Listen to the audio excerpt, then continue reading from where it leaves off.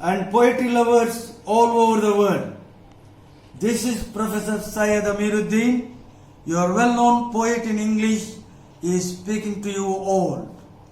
Friends, thank you very much for bestowing so much love and affection on me. Friends, I also thank you for showing such a huge, overwhelming response of appreciation on my last week's video message on what is good poetry and for my new poem, Fable Divine. Thanks a lot for all this. Now friends, your compelling admiration has forced me to come out with few more thoughts to share with you all in this session. Well friends, this is our 7th series of poetry recital session. Okay friends, as usual in this session also I would like to talk on various aspects of poetry, like what is poetry, who is a poet, and what are the responsibilities of a poet, further what is good poetry. Well friends, to begin with, a poet is a very sensitive soul, endowed basically with inborn delicacies and subtleties. A poet by nature is a hypersensitive being with hyperbolic imagination. To be a poet, one must be a great observer of life and the social and spiritual happenings around him. Also friends, a good poet is a master of his instincts and the magical power of his intuition. Now friends, here I would like to quote what the great Greek philosopher has said regarding the power of intuition.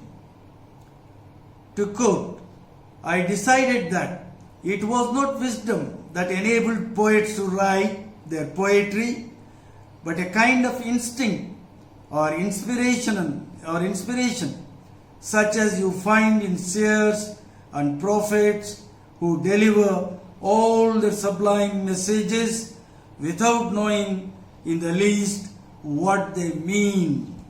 Then friends, let's now discuss about the role of a poet. First and foremost, poet is a creator.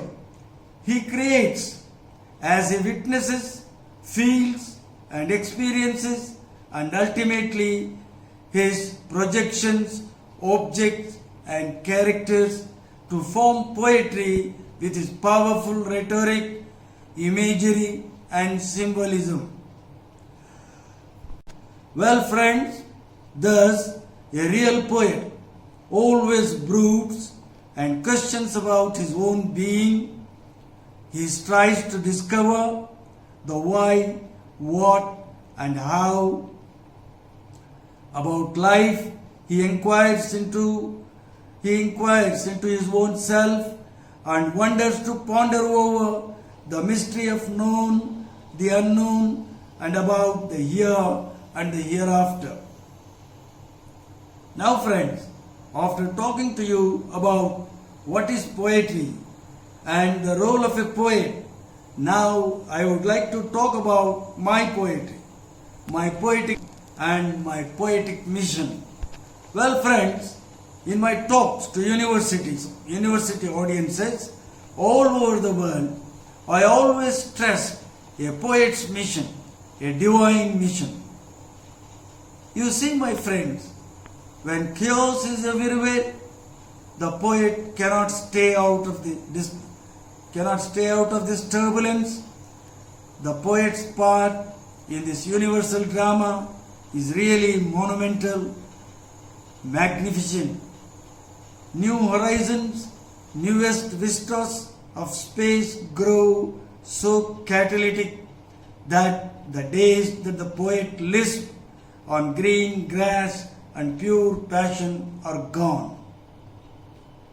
Well friends, what I mean here is a real poet must be attuned to his times and must think about bringing about a social change, a change in the very attitude of the people of his times.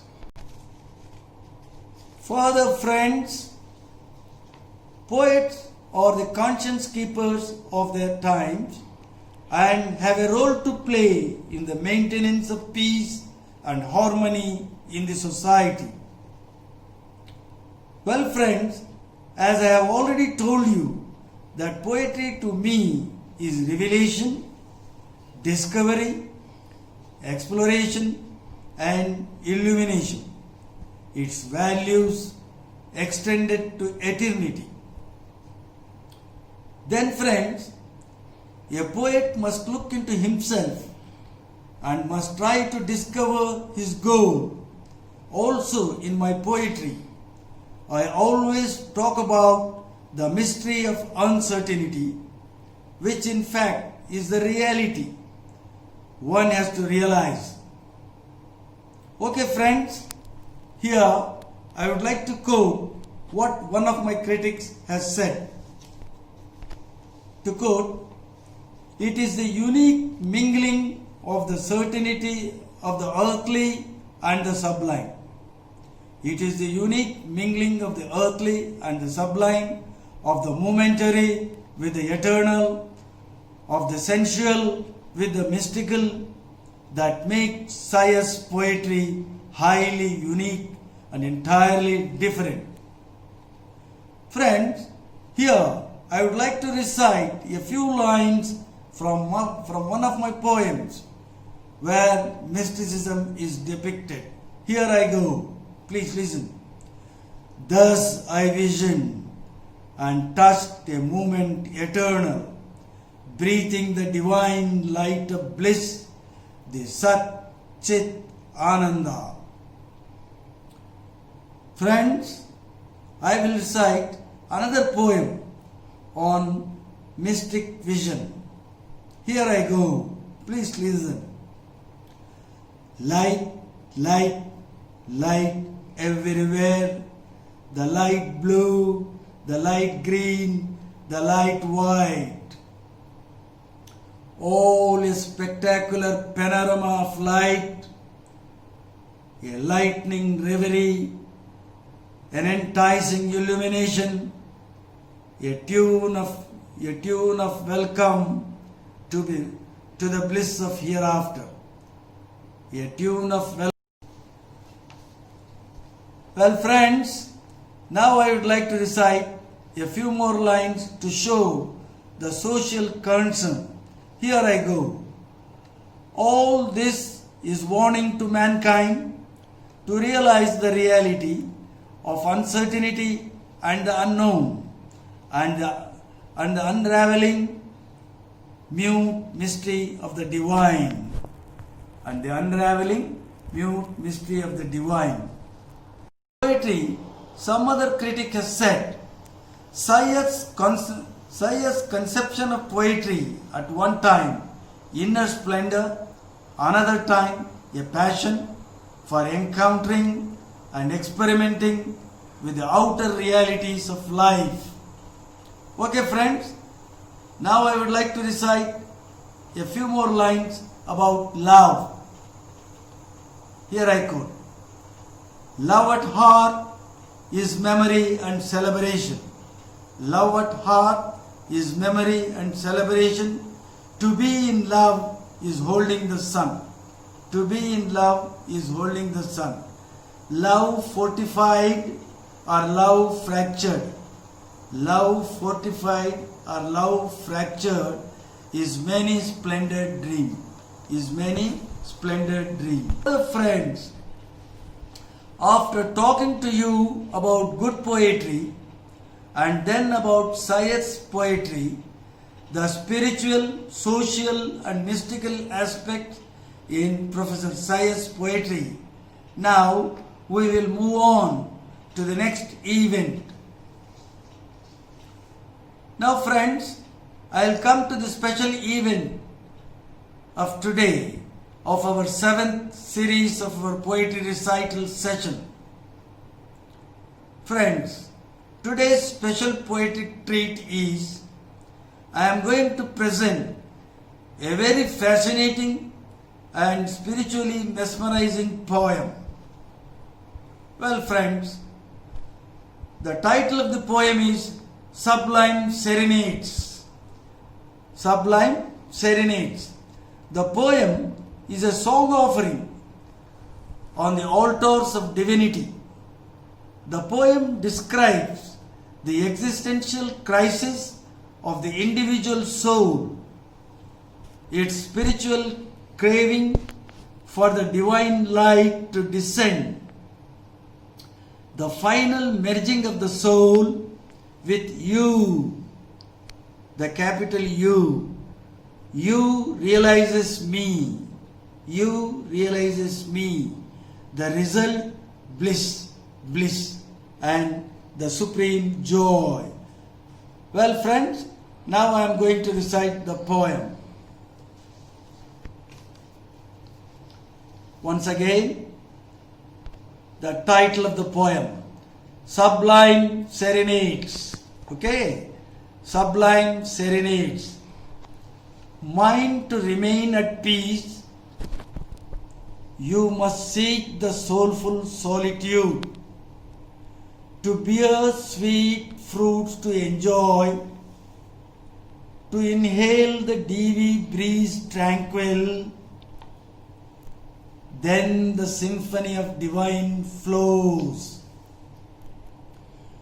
The purple peace propelled, the seismic serene a serendipity, a galvanizing glimmer glued in my spirit's satchel.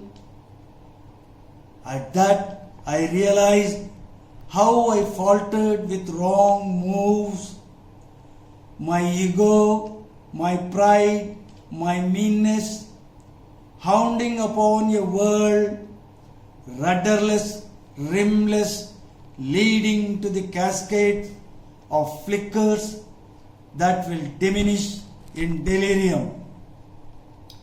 A fitful feeling felt in me.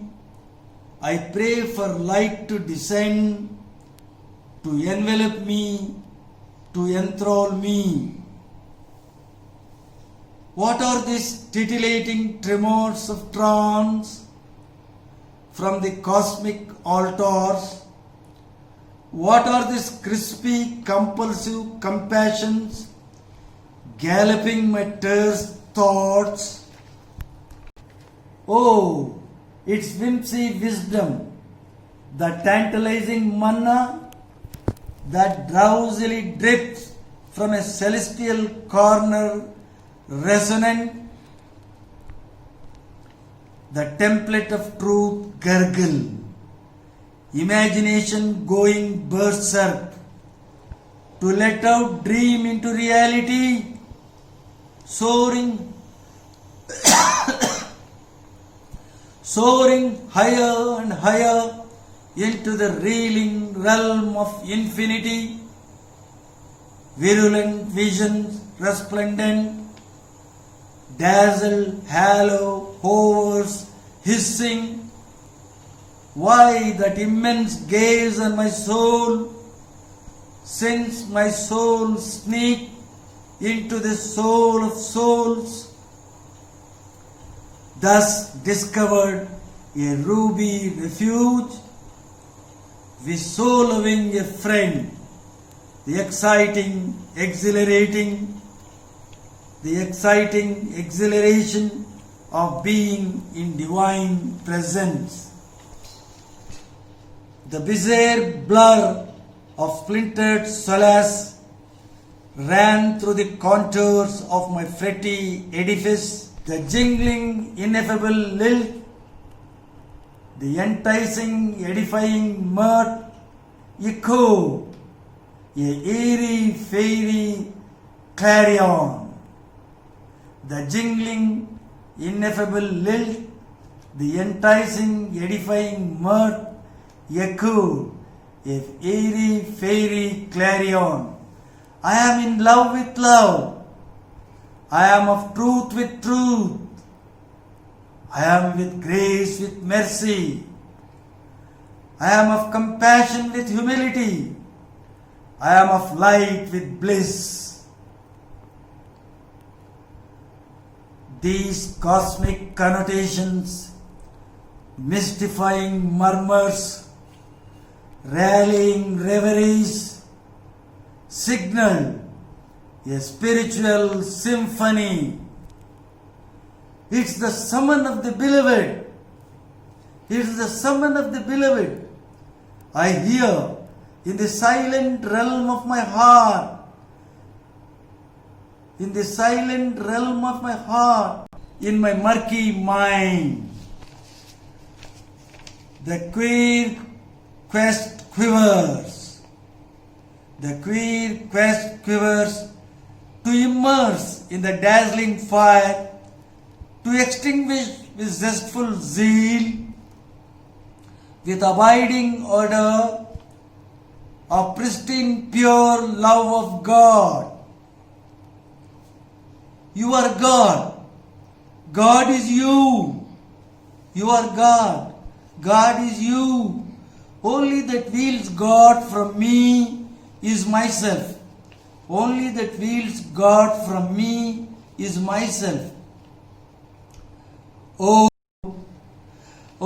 my heart is possessed in love, moon blanched, star struck, striving to be a vociferous lover, striving to be a vociferous lover, once lovelorn, always be in rainbow strings, once lovelorn, always be in rainbow strings, with twittering tunes of a tangled one, in the timberly tomb and in the petalic paradise. With crimson cool lullaby, quilty quiet piety poised, silvery, smoky, twilighty fragrance, wiggling and rigmaroling, green embers engulf the splintered spirit, the stimulated soul sings.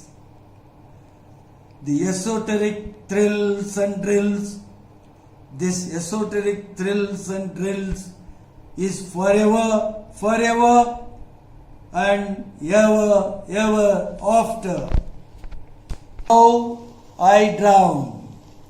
Now I drown in the ocean of divine gold. I love him with my whole being. I love him with my whole being. He will reveal to me. He will reveal to me the many splendid wisdom. He will reveal to me the many splendid wisdom of the vivacious universe. He will show me the boundless benevolence. He will show me the boundless benevolence of His infinite beauty. Thus, I will and will with the cosmic gift. Thus, I will and will with the cosmic gift of this maddening zest of the divine. I danced and danced. I danced and danced with scintillating shrieks, O divine dispenser, O divine dispenser, give me ecstasy and tranquility. O divine dispenser, give me ecstasy and tranquility. Give me a goblet of grace. Give me a goblet of grace and a bowlful of mercy. And a bowlful of mercy. Give me a heart full of humility. Give me a heart full of humility and soul full of compassion, and a soul full of compassion to walk on earth, as a mellowed man, with a light in hand and delight in heart. To walk on earth as a mellowed man with a light in hand and delight in heart. Thank you, dear friends. I hope you will certainly enjoy this poetic extravaganza.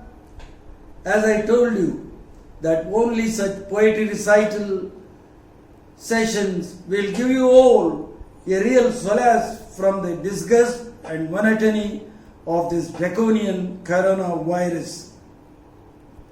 Friends, I wish you all a safe, healthy and happy time till we meet next time. Until then, bye. Thank you. Thanks a lot.